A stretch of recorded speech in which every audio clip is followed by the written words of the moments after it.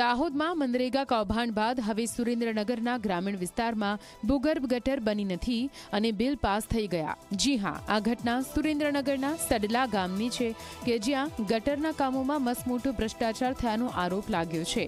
ભૂગર્ભ ગટર યોજના કાગળ પર બની ગઈ છે। 5 લાખનું બિલ પણ પાસ કરી નાખવામાં આવ્યું। અધિકારીઓએ કામ પૂરું થઈ ગયો હોવાનું સર્ટી પણ આપી દીધું। કેટલી હદે ભ્રષ્ટાચાર આચરશે અધિકારીઓ? ટીડીઓ અને ગ્રામ પંચાયતની કામગીરી શંકાના દાયરામાં છે।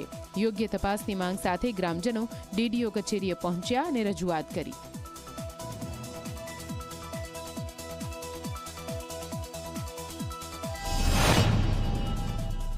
हाल ये जगह जे 5 लाखનું કામ થયું છે ને એ જગ્યાએ 5 લાખ રૂપિયાનું કામ થયું જ નથી અને પૈસા ઉપડી ગયા છે અને અન્ય જગ્યાએ કામ થયું છે અને એમાં દેખાડી અને ભ્રષ્ટાચારને છુપાવવા હાટું આ મહેનત કરે છે અને જે 99,000નું બિલ છે ને એમાં પૂરેપૂરું કામ થયું નથી।